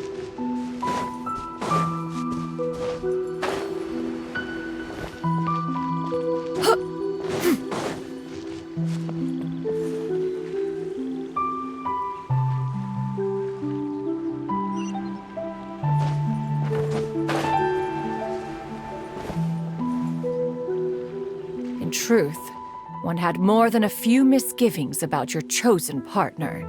As an exorcist, his talent was lacking. One could hardly say his skill with sigils was any better. But soon, one came to appreciate the devotion he bestowed upon you during your illness. He never uttered a complaint and rarely left your side. Unwilling to begrudge someone of such character, one decided to overlook his aforementioned deficiencies, glaring though they may have been. Wishing to grant you a life without regrets, one gathered many divine ingredients and used one's own blood to create a form of medicine. Though imperfect, it managed to suppress the more dire effects of your illness. As for how to deliver the medicine, after much contemplation, one eventually decided to perform the deed oneself. One took great care to alter one's features and select the appropriate attire.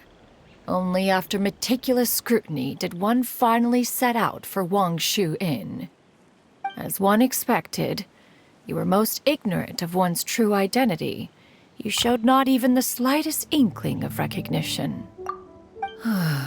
One was quite torn. Should one have celebrated the success of one's disguise, or mourn the loss of your acquaintance?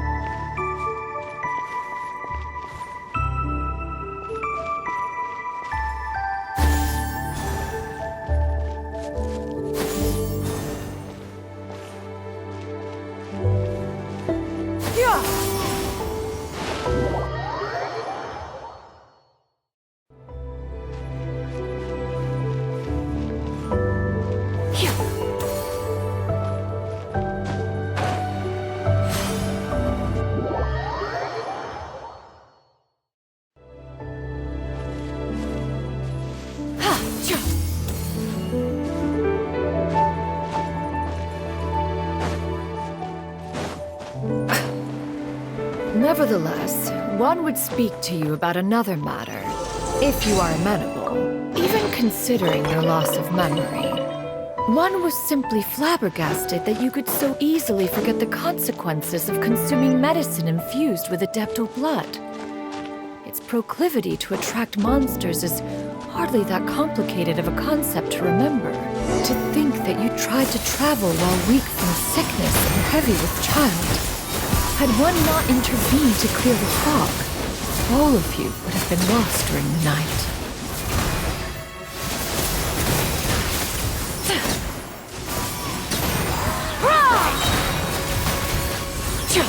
Stray clouds converge!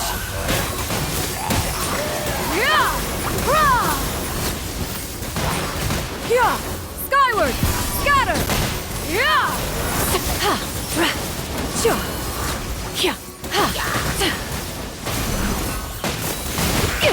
Inconsequential!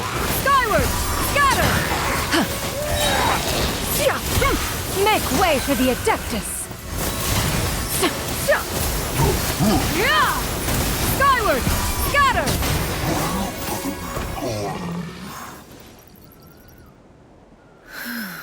Those monsters would hardly have pursued you with such ferocity without sufficient incentive. They were likely incited by the presence of godly remains. Said godly remains, in turn, were likely drawn to the trace of one scent on your body. One was, after all, an active participant in the Archon War. Some of the gods were likely shattered by contraptions of one's very making. In the end, one was relieved to see you endure through the night. At the break of dawn, one heard an infant's cry pierce through the air, and one saw you carefully cradle the child to your chest. Although certain mortal matters remain foreign to me, one could not help but be moved by your joy. To see you happy, that was more than enough.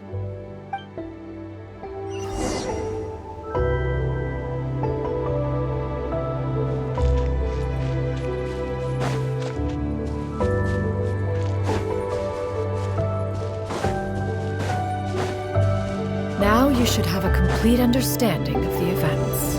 Wait! But if that's true, then the crane who took care of me when I was sick must also be... Ah, one had almost neglected to recount the absurdities of that tale.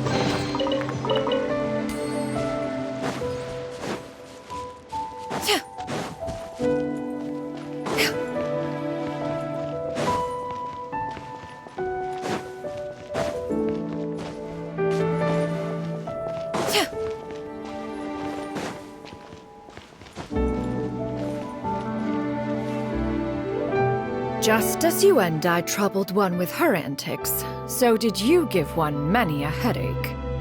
Upon finding you burning with fever, one made plans to bring you back to one's abode for treatment. However, upon seeing one's form, you began to cry, refusing to get on one's back.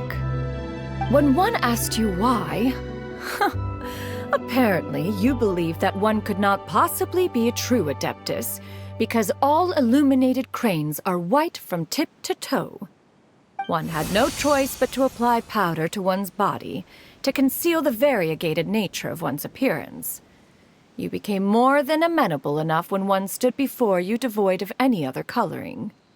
It bears mentioning, however, that as a crane, Yuendai was nearly entirely pure white in color. Though you had never encountered her in that form, you still recognize the essence of her being.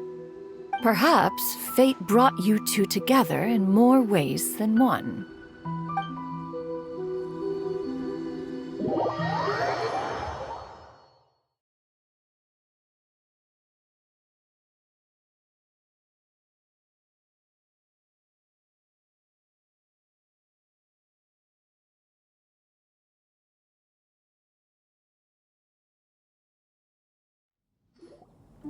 Now all has been revealed. One owes you an apology, Yuendai. One recognized you upon your very entrance into Wanmin Restaurant. One has always viewed you as a disciple of equal standing with Ganyu and Shenhe. Indeed, one wished to bring your story to a satisfactory end with this visit to Liyue Harbor. Still, one could not reveal your identity right away. Had one simply informed you of all you had lost, all those cherished memories would merely have become the fictionalized account of another. Memories are most meaningful when recalled by those who lived through them. Would you not agree? Even if the process was painful and arduous to experience. Have you any further inquiries? Master, I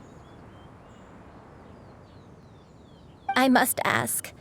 If you found me all those years ago, why did you leave me be, even though you knew about my mistake? Why did you not bring me back to Mount Outsong by force?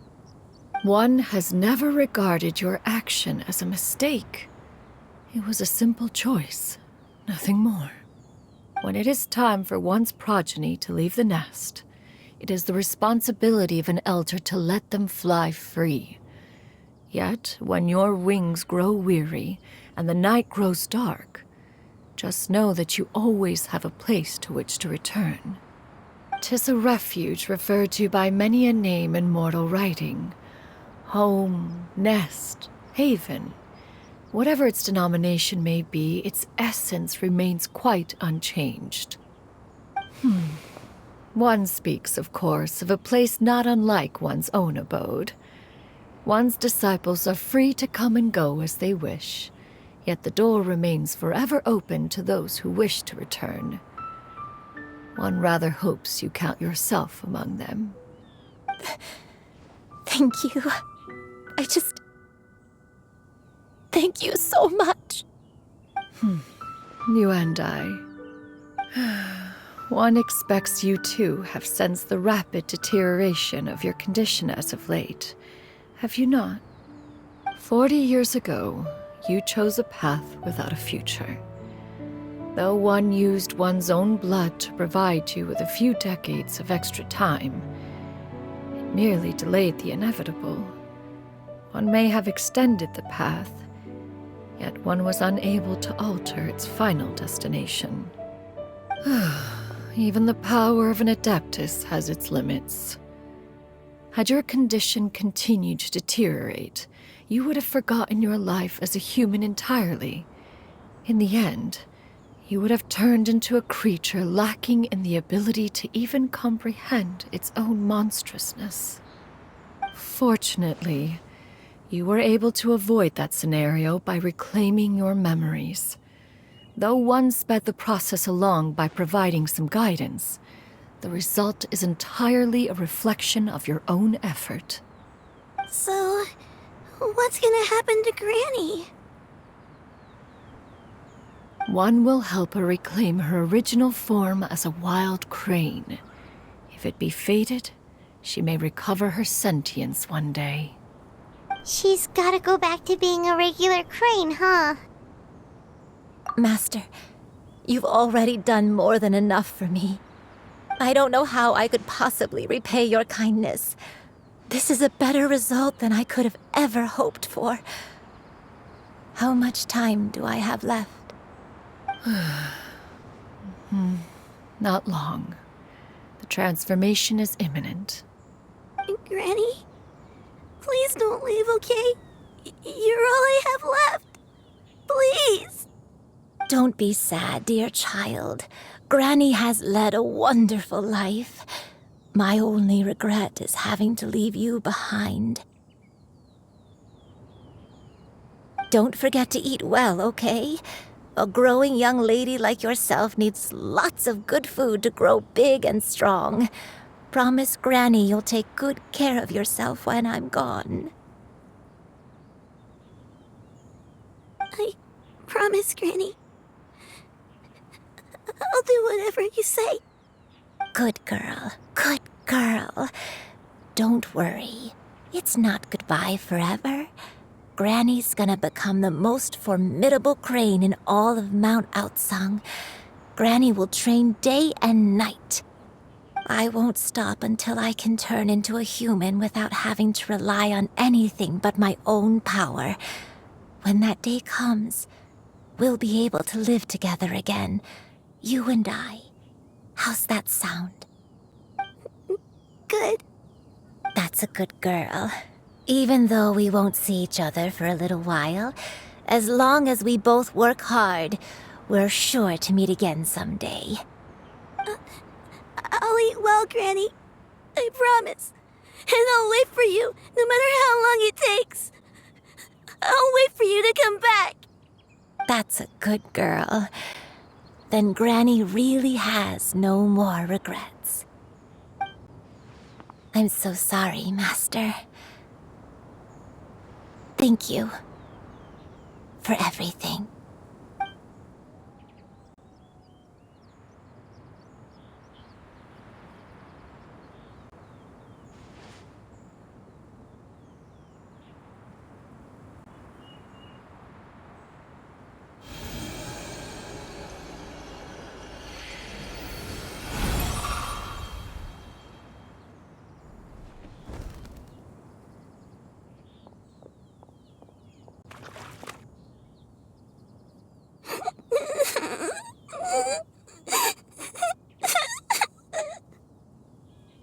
Xiu.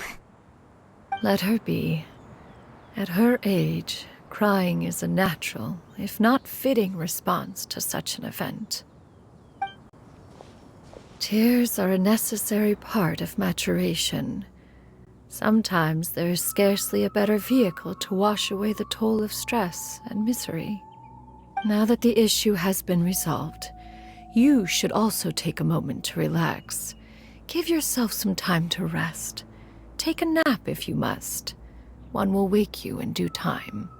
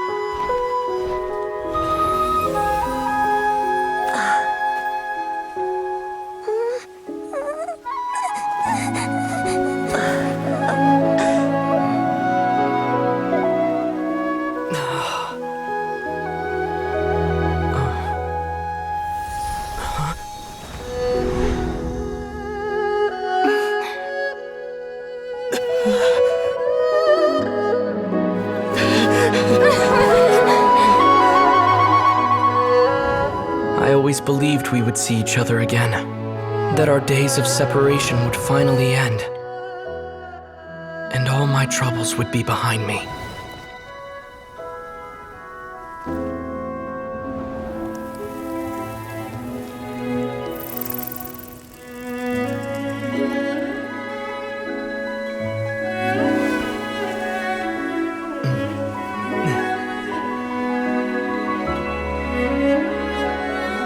If only things could stay this way forever.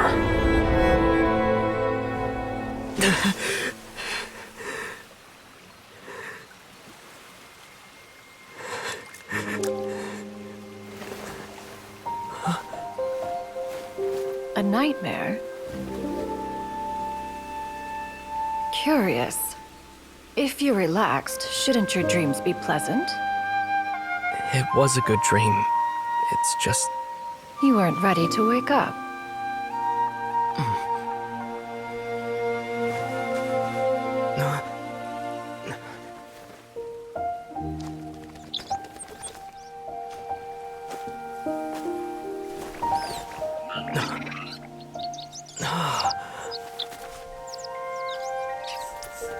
Eloquent as one may be, words of comfort are not one's strong suit. You are doing all you can. One can see your strength of will, your fearlessness in the face of danger. And so, whatever your dream may be, one believes that you shall achieve it. Of course, whenever the perils you face overwhelm you, or you become weary, one is always here for you. After all, as an elder, it is only right to look out for the young ones.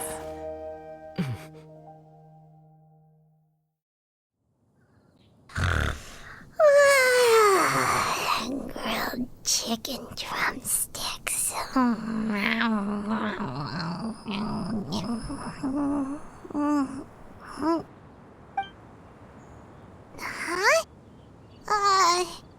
Was Paimon sleeping just now?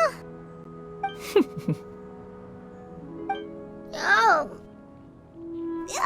Paimon wasn't talking to you. Paimon had a dream about eating grilled chicken drumsticks, that's all. Madam Adeptus? Oh, Xianyun, you're awake. How do you feel? I feel a little better. Thanks. I know I'll see Granny again someday, so I don't feel so sad anymore. Madam Adeptus, could I ask you something? Would you take me in as a disciple? Oh, and have you reasons for this sudden interest? I know Granny thought what she did back then was wrong. She felt really bad about it. But without that mistake, I would have never been born. Even though Granny lost her memories, she never forgot to show me how much she loved me. So, I thought maybe one day I could become a cool Adeptus like you and help a whole bunch of people, just like Granny wanted to do. Upon some reflection, one supposes you are no mere mortal. The fact that Yuandai's blood flows through your veins is proof enough of that. If this is what you desire, one shall make it so. Thank you so much, Madam Adeptus. No, I mean, Master. Xianyun, are you sure about this? Paimon's gonna let you in on a little secret. We've seen Cloud Retainer's 2 other disciples, and they pretty much eat nothing but bitter herbs like Genshin and violet grass.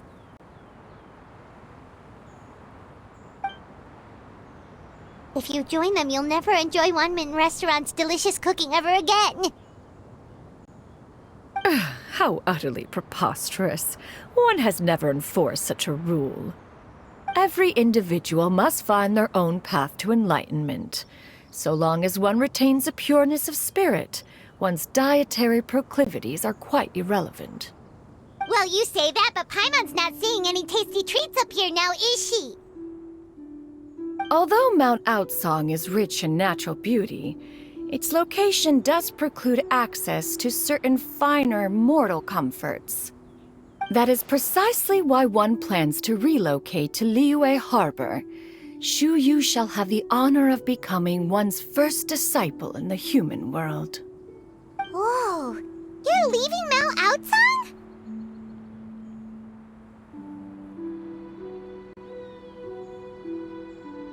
One has never concerned oneself with the location of one's residence. From the very beginning, one has sought only solace and peace. Yet in the end, all of one's disciples ended up in Liyue Harbor. Ganyu, Shenhe, Yuandai, they all chose a life among the mortal world. One has reflected on this fact for many years now. One can only assume that it is due to some failing on one's part as an elder or master. A failing, perhaps, of recognizing what it was they truly wanted. One is most curious as to what aspect of Liyue Harbor could have enticed them to remain there. One could hardly offer an opinion on the matter, but perhaps some time in the harbor will prove instructive. Why are you all so silent? Paimon is... all. So, does this mean we can grab a meal together in Liyue Harbor sometime? One has precious little time to squander. However, if one finds oneself otherwise unoccupied, one would not be opposed to the idea. One will be assuming the identity of a human while residing in Liyue Harbor. You should take care to avoid disclosing one's true identity. Don't worry, we'll help you keep it a secret. So, when can we expect to start seeing you in the city? Perhaps in 2 days' time. One has some matters to see to before one's departure. Preparation is the key to success, after all. One plans to put up various items from one's collection for sale. The earnings should provide for a comfortable living in Liyue Harbor. One has already picked out a handsome property near Chuhu Rock. 'Tis no small purchase, but what is mortal life if not one expense after another? Seems like you've really thought of everything. Then how about we meet up in Liyue Harbor in 2 days? A sensible plan. See you then. Oh, also, why don't you take this suspense somnium mechanism as a souvenir? Anytime you should feel ill at ease in the future, you may try quieting your mind and sitting in meditation as you listen to its melodies. It might help you find a new perspective. Awesome! Thanks, Cloud Retainer! Hey, didn't we promise Shincho that we'd tell him what we found out? Should we make a trip to the Feiyun Commerce Guild? It's totally up to you.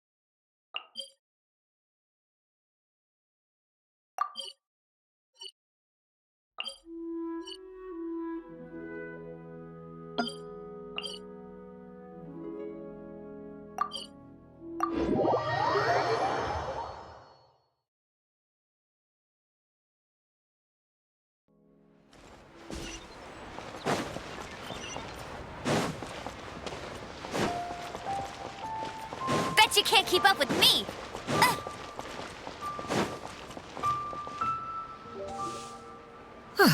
Your concerns are excessive and unfounded. This is but a simple collection of ordinary valuables. Such intense scrutiny is hardly necessary. To be quite honest, your insistence on that fact is my primary cause for concern. In what way are any of these ordinary? Every single item here could be worth more than everything I own combined. I simply can't risk shelling out that kind of mora without proper scrutiny. If I'm wrong, I would never be able to earn it back, not even if I worked every single day for the rest of my life. I have to be careful. Yes, you can never be too careful. We're here, Cloud. Miss Xianyun, what are you guys arguing about? Ah, perfect timing. This ignoramus is questioning the authenticity of my wares. I'll have you know, these items have remained untouched in my personal collection for several hundred years. To question their legitimacy is pure folly. Several hundred years? Indeed. They're family heirlooms, you see, passed down over many generations, as families are wont to do. Yep, they've definitely been around a while. We can vouch for her on that one. Hear that? Had I not found myself in need of mora, I would scarcely have had the heart to part with them. Indeed, you should consider it an honor to even have the opportunity to behold them with your own eyes. Doubt their authenticity any further, and I may just decide to take them to another buyer. Whoa, please don't go! I apologize for any insult, miss. You see, I know full well that I lack the knowledge to judge the true worth of these items. If you could wait but a moment, I've hired an expert to appraise them for me. He should be here shortly. An expert, you say? Very well. I will wait for a little while longer then. Traveler, Paimon, this is my new residence. If you have cause to seek my company in the future, this is where you can find me. Master! Oh, it's you two again.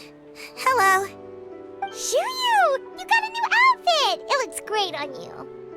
Mm-hmm. Master made it for me. I like it too. Huh? You know how to make clothes? Do I know how to make clothes? With the support of the proper mechanism, sewing is hardly a challenge. Master, I brought in most of my stuff. There's a few boxes left, but they're kind of heavy, so I just left them outside. Fret not. I shall help you move them into your room. Actually, I should probably sort through my stuff a bit first. Everything's kind of messy right now, so maybe you could, not look yet, Master? Yeah, that'd be great. It appears my young apprentice has her own fair share of secrets. No matter. Do what you must, child. Now, this expert you mentioned, when can we expect their arrival? Soon. Ah, there he is! Here, allow me to make some introductions. This is Mr. Zhongli, a well-respected consultant at Wangshang Funeral Parlor and an expert in all manner of valuables and antiques. Mr. Zhongli, this is Miss Xianyun. She's the one who's looking to sell the collection of valuables I mentioned earlier. Huh. Ah, if it isn't Miss Xianyun. It has been quite some time since our last meeting. What a serendipitous reunion. Indeed, most serendipitous. Have you been faring well as of late, Mr. Zhongli? Quite well, thank you. I was fortunate enough over the past few days to enjoy both a stroll in the mountains and a fresh brew of tea from the most recent harvest. The experiences left me with such insight and peace. Huh. So you two are already acquainted? Indeed. How fortunate we are that fate has brought us together again. If you are otherwise unaware, allow me to inform you that Miss Xianyun is a well-regarded collector and appraiser. She is well-versed in all fields, and oft-celebrated for her impeccable taste. You stand to gain much from this opportunity. You are too kind, Mr. Zhongli. True collectors pride themselves on their wealth of knowledge and eye for detail. I can say without a doubt that you are foremost in that regard. Why, you flatter me, Miss Xianyun. It would seem that you are as self-effacing as ever. Not at all, Mr. Zhongli. Not at all. While I am loath to butt into this conversation, I must ask, you two already knew each other, and you seem to have quite a cordial relationship. Can I be certain that you're not working together to swindle me? I mean, you never know. Huh! A preposterous accusation! The heavens themselves would collapse before we would conspire to do such a thing. Miss Xianyun speaks the truth. Contracts are built on honesty and trust. If that proves to be beyond your capabilities in this instance, this transaction may be taken elsewhere. Say no more. Let us depart. I jest. What fool would still harbor doubts after Mr. Zhongli himself has vouched for the goods? Miss Xianyun, wait!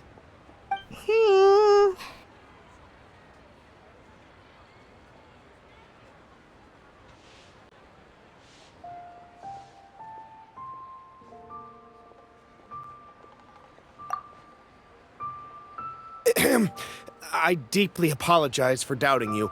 So, Mr. Zhongli, could you please give me a final verdict on the value of these items? There is no cause for concern. They are indeed rare and precious valuables. Take this mechanism, for instance. Though one may not immediately perceive its purpose, Its structure and appearance are exquisite enough to merit it a place in any fine home. The same can be said for this one here. Few could hope to possess an item that so perfectly blends mechanical wonder with geometric grace. I am sure you have heard from your travels that the study of mechanisms is among the most wondrous arts in this world. With that in mind, I earnestly recommend procuring every last item in this collection. All right. Since I hired you as my consultant, Mr. Zhongli, I shall, of course, trust your good opinion. Then, in that case, Miss Xianyun, I'll take the lot. However, since the final sum is quite large, how about we start with an initial deposit through the Northland Bank? The Northland Bank? Huh. Oh, you refer to the fiduciary house. Oh, very well. I fear people only use the term bank nowadays. In that case, I'll be off for now. I'll return to collect the goods once you've received the funds.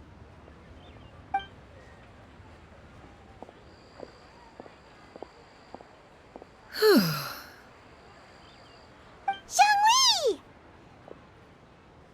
My friends, have you been doing well?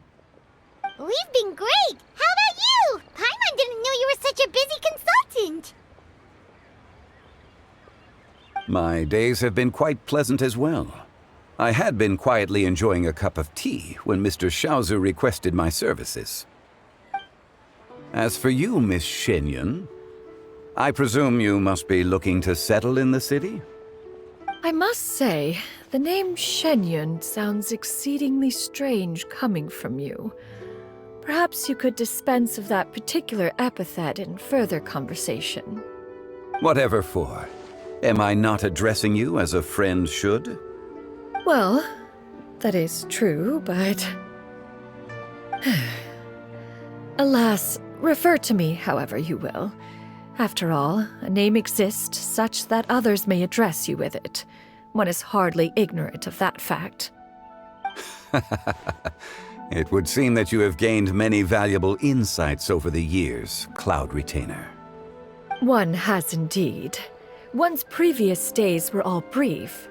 Now that one has made up one's mind to move and settle, one has gained a much better appreciation of the hubbub and commotion of the city, as well as the people's hard work and ardor. This city is much changed from how it was more than 1,000 years ago. Not unlike the ocean tides, so too shall the movement of people ebb and flow. From turmoil to peace, enlightenment to aspiration. Human society possesses limitless potential. In another 1,000 years, the scene we witness here may change in ways that are impossible for either of us to imagine. Alright, that's enough reflection for one day. No need to get all sentimental on us. You make a valid point, Paimon. Now that the sale has concluded, what say one plays the host as we try some specialty dishes together? One must profess great interest in trying bamboo shoot soup. Perhaps you have forgotten, Cloud Retainer, but I once tried my hand at that dish. You were at the table on that occasion, so logic dictates that you should have already tried it. Oh? What occasion was this? It was a reunion between friends several centuries ago. Alas, you must have been too preoccupied to secure yourself a portion. Or perhaps our other companions simply availed themselves of faster reflexes on that occasion. Huh! Hardly. 'Twas most certainly out of consideration for the others in attendance. In but a moment, one will show you what it means to have a true deftness of hand. It is settled then. Bamboo shoot soup, mora meat, crab roe tofu, triple-layered consommé. We shall enjoy the lot. One has already passed word to Shenhe and Ganyu to make a reservation. It is prime time for them to meet one's newest disciple. Is that agreeable to everyone? It should be a most splendid occasion.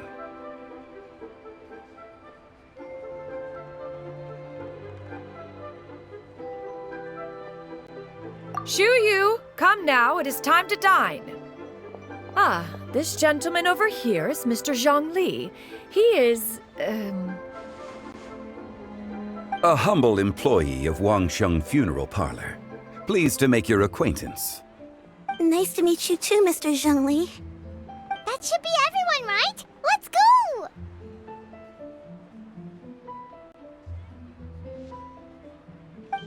Sounds good. Actually, Master, have you ever tried Adeptus' temptation? I heard it's impossible to stop eating after even just one bite. You know, 'cause it's super tempting and stuff. Is that true? That sounds rather implausible. Although with the right preparation, certain dishes can be too delicious to resist. Huh?